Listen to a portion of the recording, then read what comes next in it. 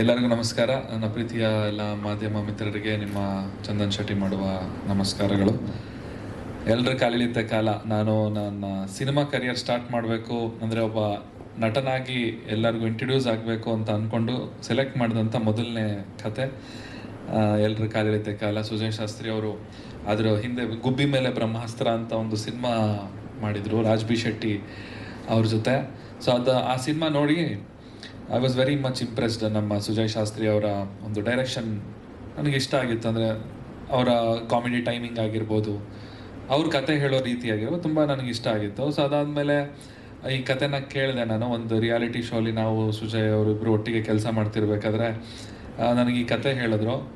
ಕತೆ ಹೇಳಿದಾಗ ನಂಗೆ ತುಂಬ ಖುಷಿ ಆಯಿತು. ಈ ಕತೆಯಿಂದ ನಾನು ಒಬ್ಬ ನಟನಾಗಿ ಗುರ್ತಿಸ್ಕೋಬೋದು ಅಂತ ಅನ್ನಿಸ್ತು. ಸೊ ಹಾಗಾಗಿ ಈ ಒಂದು ಪ್ರಾಜೆಕ್ಟನ್ನು ಮಾಡೋಕ್ಕೆ ಒಪ್ಕೊಂಡೆ. ಅದಾದಮೇಲೆ ಗೋವಿಂದರಾಜ್ ಸರ್ ಹತ್ರ ಮೀಟಿಂಗ್ ಆಯಿತು. ಸೊ ಅವ್ರಿಗೂ ಆಸೆ ಇತ್ತಂತೆ ನನ್ನ ಜೊತೆ ಒಂದು ಪ್ರಾಜೆಕ್ಟ್ ಮಾಡಬೇಕು, ಚಂದನ್ ಶೆಟ್ಟಿನ ಒಂದು ನಟನ ಹೀರೋ ಆಗಿ ನನ್ನ ಸಿನಿಮಾದಲ್ಲಿ ಹಾಕೋಬೇಕು ಅಂತ ಅವರು ಆಸೆ ಪಟ್ಟಿದ್ರಂತೆ. ಸೊ ಎಲ್ಲ ಕಾಲ ಕೂಡಿ ಬಂತು. ಸೊ ಆವಾಗ ಪ್ರಾಜೆಕ್ಟ್ ಸ್ಟಾರ್ಟ್ ಆಯಿತು. ಸ್ಟಾರ್ಟ್ ಆದಂಗೆ ತುಂಬ ಫಾಸ್ಟಾಗಿ ಮುಗಿಸಿದ್ವಿ ನಾವು. Actually within 2 months I guess ನಾವು ಎಲ್ಲ ಶೂಟಿಂಗ್ ಎಲ್ಲ ಮುಗಿಸಿ ಸಿನಿಮಾನೇ ರ್ಯಾಪ್ ಅಪ್ ಮಾಡಿಬಿಟ್ಟಿದ್ವಿ. ಸೊ ಅದಾದ ನಂತರ ಇಷ್ಟು ವರ್ಷಗಳ ಕಾಲ ಆಗೋಯ್ತು. ತುಂಬ ಕಷ್ಟಪಟ್ಟಿದ್ದಾರೆ ನಮ್ಮ ಡೈರೆಕ್ಟ್ರು. ಭಾಳ ತುಂಬ ಕಷ್ಟ ಅನುಭವಿಸಿದ್ದಾರೆ. ಒಂದು ತಾಯಿ ಮಗುಗೆ ಡೆಲಿವರಿ ಮಾಡೋಕೆ 9 ತಿಂಗಳು ತೊಗೊತಾರೆ. ತುಂಬ ಕಷ್ಟಪಟ್ಟು ಇವರು ಪಾಪ ಅವ್ರ ಹೊಟ್ಟೆಲಿ 4 ವರ್ಷ ಇಟ್ಕೊಂಡು ಈ ಸಿನಿಮಾನ ಭಾಳ ತುಂಬ ಸಂಕಟ ಪಟ್ಟಿದ್ದಾರೆ.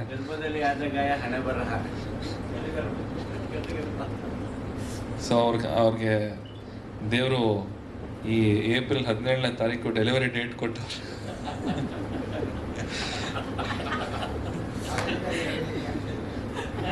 4 ವರ್ಷಗಳ ನಂತರ ಪಾಪ ತುಂಬ ನೋವುಪಟ್ಟು ಈ ಒಂದು ಸಿನಿಮಾನ ತೆರೆ ಮೇಲೆ ತರಲಿಕ್ಕೆ ಸಾಕಷ್ಟು ಕಷ್ಟಪಟ್ಟಿದ್ದಾರೆ.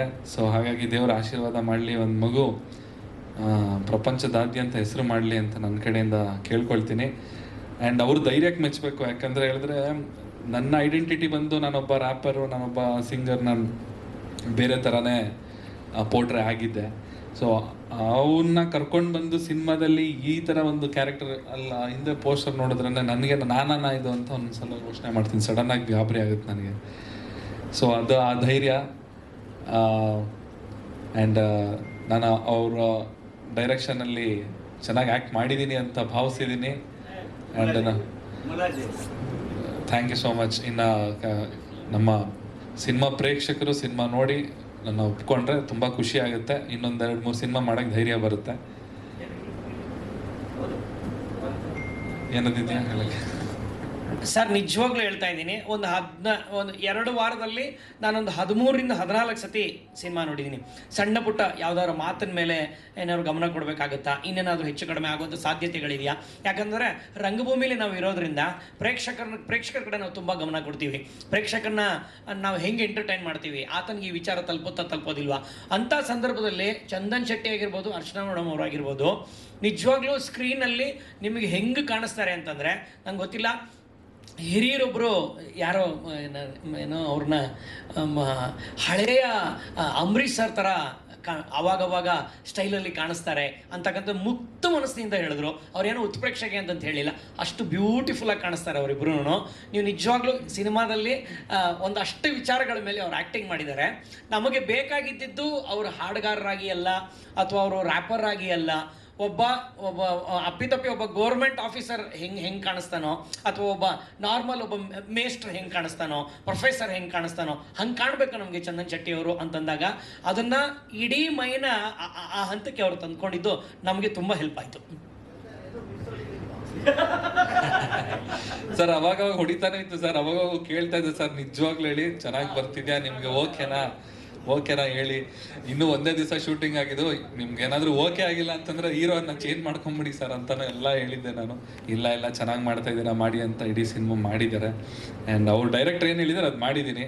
ಒಬ್ಬ ನಟ ಏನು ಅವ್ರ ತಲೆಗೆ ಸುಮ್ಮನೆ ಟಾರ್ಚರ್ ಕೊಡೋದು, ಇದು ಚೇಂಜ್ ಮಾಡಿ ಅದು ಚೇಂಜ್ ಮಾಡಿ ಏನೂ ಹೇಳಿಲ್ಲ ಸರ್. ನಾನು ಏನೂ ಹೇಳಿಲ್ಲ. ಆ ಡೈಲಾಗ್ ಚೇಂಜ್ ಮಾಡಿ, ಈ ಡೈಲಾಗ್ ಚೇಂಜ್ ಮಾಡಿ, ಅವ್ರು ಹೆಂಗೆ ಸ್ಕ್ರಿಪ್ಟ್ ಬರೆದಿದ್ದಾರೆ, ಅವ್ರು ಏನು ಡೈಲಾಗ್ ಬರೆದಿದ್ದಾರೆ ಸೇಮ್ ಟು ಸೇಮ್ ನಾನು ಹಂಗೆ ಪರ್ಫಾರ್ಮ್ ಮಾಡಿದ್ದೀನಿ. ಅವರು ಯಾವ ರೀತಿ ಹೇಳಿದ್ದಾರೆ ಹಂಗೆ ಮಾಡಿ. ಅವ್ರು ನನಗೆ ಮುಂಚೆನೇ ನನಗೆ ಹೇಳ್ಕೊಟ್ರು.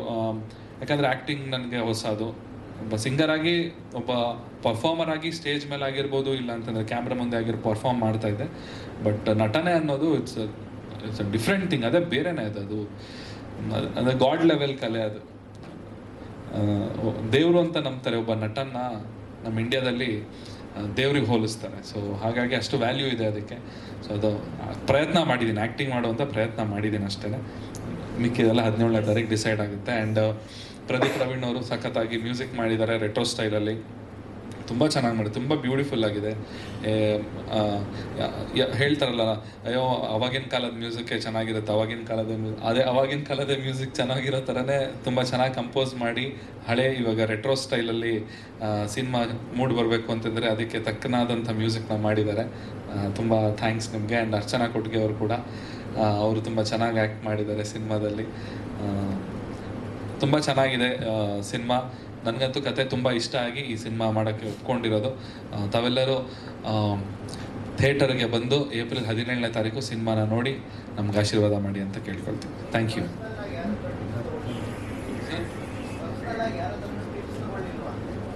ಆ್ಯಕ್ಟಿಂಗಿಗೆ ಸರ್ ನನ್ನ ಡೈರೆಕ್ಟರ್ ಫ್ರೆಂಡ್ಸ್ಗಳ ಹತ್ರ ತೊಗೊಂಡೆ. ಅಂದರೆ ಆ್ಯಕ್ಟರ್ ಫ್ರೆಂಡ್ಸ್ ಹತ್ರ ಅಷ್ಟಾಗಿ ನಾನೇನು ಕೇಳೋಕ್ಕೆ ಹೋಗಿಲ್ಲ.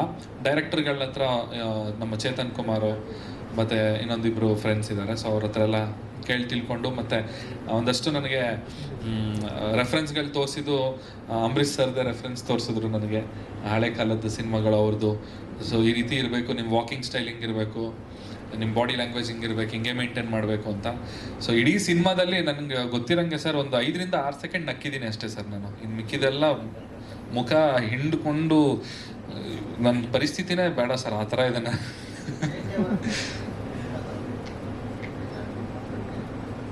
ಸರ್ ಆಲ್ಮೋಸ್ಟ್ ಆ ಟೈಮಲ್ಲಿ ಒಂದು ಸ್ವಲ್ಪ ವೆಯ್ಟ್ ಪುಟ್ ಆನ್ ಆಗಿದೆ, 80.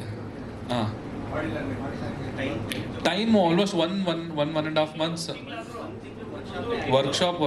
ವರ್ಕ್ಶಾಪ್ ಸಿನಿಮಾ ನಾವು 2 ತಿಂಗಳಲ್ಲಿ ಮುಗಿಸಿದ್ರು ಅದಕ್ಕೆ ಕೆಲಸನೇ ಒಂದೂವರೆ ತಿಂಗಳು ಅದಕ್ಕೋಸ್ಕರ ನಾವು ಕೆಲಸ ಮಾಡಿದ್ವಿ. ಅಂದರೆ ಆ್ಯಕ್ಟಿಂಗ್ ಪ್ರತಿ ಒಂದು ಸೀನೂ ನಾವು ರಿಹರ್ಸಲ್ ಮಾಡೇ, ಮನೆ ಒಳಗಡೆ ರಿಹರ್ಸಲ್ ಮಾಡಿ ಶೂಟಿಂಗ್ ದಿನ ಹೋಗಿ ಅಲ್ಲಿ ಆ್ಯಕ್ಟಿಂಗ್ ಮಾಡಿದ್ವಿ.